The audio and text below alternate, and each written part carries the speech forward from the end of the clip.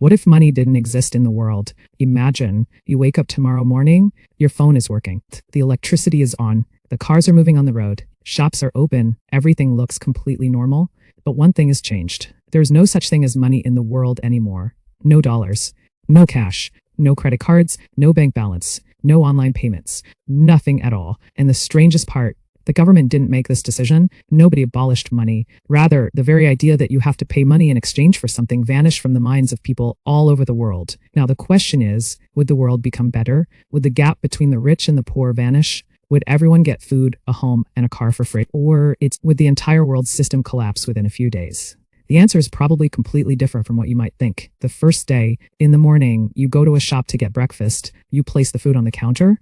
The cashier scans the item, then looks at you. You pull out a card from your pocket, but the card is useless now. You ask, how much money is it? The cashier looks at you and says, what is money? And this is where the first problem begins. Because money isn't just a piece of paper. Money is a system. It tracks who owns how much, who worked how hard, and what something is worth. Now that there is no money, we will have to face a very old problem. How will transactions happen? The barter system, suppose you have wheat and you need shoes. You go to the shoemaker and say, I will give you wheat, you give me shoes. But he says, I don't need wheat. He probably needs milk. Now you will have to go to the milkman. But the milkman says, I want wood in exchange for milk. And the woodcutter says, I want fish. Suddenly, just to get a simple pair of shoes, you are having to wander around half the city. Money became so useful precisely to solve this problem. Money saves you from giving the same specific item in exchange for everything. You don't need to trade wheat for shoes. You earn money by doing your work. Then you buy shoes with that same money. In other words, money is essentially a bridge connecting things to one another. But now that bridge has vanished. Now the real problem begins. You might think, all right, if there's no money, the government will provide everything for free. But the government doesn't have money either. And here comes a big question. Who will decide how much work a doctor should do? How much crop will a farmer grow? How many hours will an engineer work? Why will a truck driver drive on the road all night?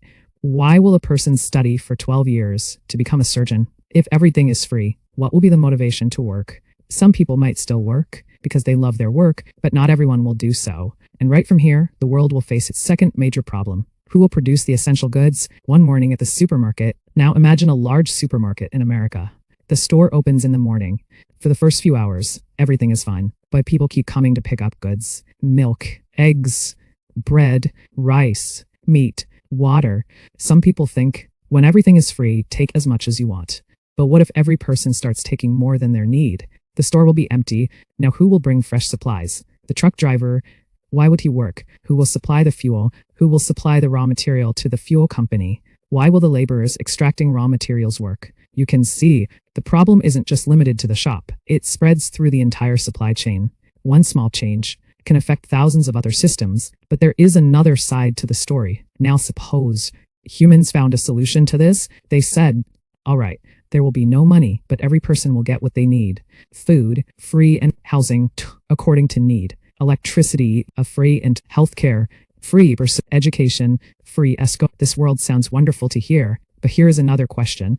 When the price of something becomes zero, how much will its demand increase? Suppose there is a luxurious beachfront house in the city. Now you don't need money to buy it. So who gets that house? The one who arrived first, the one who needs it the most, the one with the larger family? Or will a system decide? This is where we realize removing money does not eliminate competition, because the real problem isn't money. The real problem is limited resources. Land in the world is limited. Water is limited. Time is limited. Oil, metals, and many natural resources are limited. And most importantly, human time is also limited. Now an interesting question. If money didn't exist, would rich people disappear from the world? Probably not. Because even after removing money, some people might still have more of other things. Land, resources, influence, knowledge, power, or control over a system, meaning wealth isn't just about a bank account. Real power comes from how many resources and decisions you control, and that is why simply removing money will not automatically eliminate inequality. But can the world be better without money? Here the answer is a bit interesting, because maybe the world doesn't need to get rid of money completely at all. Instead, we can change how we use money.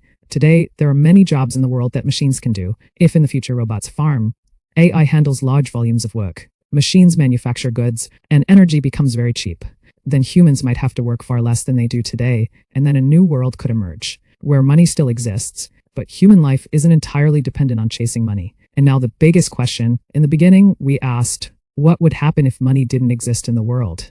Perhaps the answer isn't that the world would fall apart instantly, and perhaps it isn't that the world would become paradise either. The real answer is deeper than that. Money doesn't just stay in our pockets. It is embedded in every decision of our society. Who will produce what? Who will buy what? Who will choose what work? What items demand will rise? What item will face a shortage? And who will control which resource? Therefore, if money vanished from the world tomorrow morning, it wouldn't just be the banks closing first. We would have to relearn how to run society. And perhaps that is the biggest lesson of this entire story. The world doesn't run on money. The world runs on people working, resources being distributed, trust, and those rules, which we use every day, but hardly ever stop to think about. So now, one final question for you. If you had to choose, what kind of world would you like to live in? A world where money exists, or a world where there is no money at all? And if there is no money, what would you use in its place to run the world?